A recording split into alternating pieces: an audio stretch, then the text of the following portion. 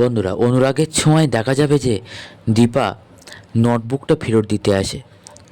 তখন সূর্য বলে, হ্যাঁ হ্যাঁ, এই নোটবুকটাই তো আমি খুঁজছিলাম। তখন সূর্যর দিদি বলে যে, দেখেছো সবাই মেয়েটা কতটা ভালো যে নোটবুকটা ফেরত দিতে এসছে। তখন দীপা বলে, হ্যাঁ আমি ভুল করে শাড়ির মধ্যে নিয়ে গিয়েছিলাম, বুঝতে পারিনি।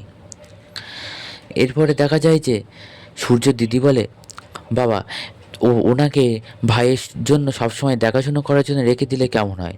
তখন দীপা অভিনয় করে বলেন, না না, আপনি কি বলছেন, আমি থাকতে পারবো না। আমার এখানে থাকলে হবে? আমি বাসনওয়ালি, বাসন বেচে খাই, আমি এখানে থাকতে পারবো না।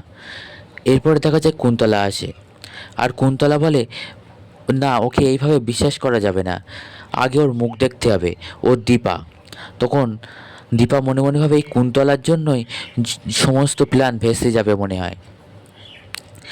এরপর দীপার নাম শুনে সূর্য বলে, দীপা, আমি যেন ওই নামটাই সবসময় আমার মনে পড়ে। কিছু মনে করবেন না, আপনি যদি একটু ঘোমটাটা সরিয়ে মুখটা দেখা দেন। তখন উর্মি আগিয়ে আসে, বলে, না না দাদা, কি বলছেন? ও পরপুরুষের মুখ দেখে নাকি? দেখবে না। তখন সূর্য আবারও বলে, আপনি যদি মুখটা দেখাতেন তা খুব ভালো হতো। এরপর কুন্তলা মনে মনে বলে যে, ঠিক হয়েছে, আমি তো এটাই চাই যে ও ঘোমটাটা সরিয়ে মুখটা দেখাক, যে আসল রূপটা বেরিয়ে আসুক।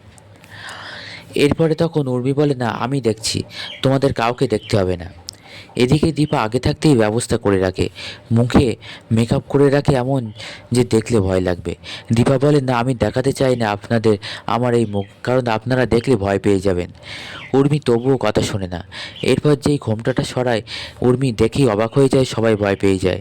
এমনভাবে লুকটা করে রাখে, সবাই নিশ্চিত হয়ে যায় যে এটা দীপা নয়। এরপরে দীপার থাকাটা ওখানে পাকা হয়ে যায়। তখন সূর্য দিদি বলে, তাহলে ও এখানে থাক, দেখাশুনো করুক। তখন দীপা বলে, ঠিক আছে, আমার তো সারাদিনে 100 টাকা মতন হয়ে যায়, আপনারা দিতে পারবেন তো? তখন সূর্য দিদি বলে, হ্যাঁ হ্যাঁ, আগে কাজ তো করো, তারপরে দেখছি। এরপরে সূর্য তখন খুবই খুশি হয়ে যায় দীপা যখন থাকতে রাজি হয়। এরপর দেখা যায় একটা ঘরের মধ্যে কুন্তলা উর্মিকে ডাকে, আর উর্মিকে বলে যে, উর্মি, ওর ওপরে বিশ্বাস করো না, ওর ওপর তবু নজর রাখো। তখন উর্মি বলে, আরে ও দিদি না, আমি আমার দিদিকে আপনার থেকে ভালো করে চিনি। তখন দীপা ঘরের পাশ দিয়েই যাচ্ছিল, আর ভালো করে শুনতে থাকে কুন্তলা আর উর্মি কী কথা বলে। তখন উর্মি বলে, ও যদি আমার দিদি হতো তাহলে নোটবুক কি ফেরত দিত? ও ওটা নিয়ে এত সময় ল্যাবে পাঠাতো, পরীক্ষা নিরীক্ষা করতো, আর আমাদের অবস্থা এত সময় খারাপ হয়ে যেত। তখন কুন্তলা বলে, না না, অবস্থা খারাপ হবে না, কারণ ওই পাতার মধ্য দিয়ে সূর্যের শরীরে আর ওষুধ যাচ্ছে না, এখন যাচ্ছে অন্যভাবে। সেটা কিভাবে যাচ্ছে উর্মির সাথে এবার কানে কানে বলে। তাই দীপা আড়াল থেকে শোনার চেষ্টা করলেও কিছু শুনতে পায় না। তখন দীপা মনে মনে বলে যে, ও কী বলছে কিছু বুঝতে পারছি না কেন। তখন হঠাৎ কুন্তলা দীপাকে দেখতে পায়, আর বলে যে, ওখানে কে, কী করছো ওখানে? তখন দীপা ওখান থেকে সরে যায়, গিয়ে রূপাদের ঘরে ঢোকে। রূপা আর কৃষ্ণ থাকে ঘরে। প্রথমে তো রূপা রেগে যায়, বলে, তুমি এই ঘরে না বলে ঢুকেছো কেন?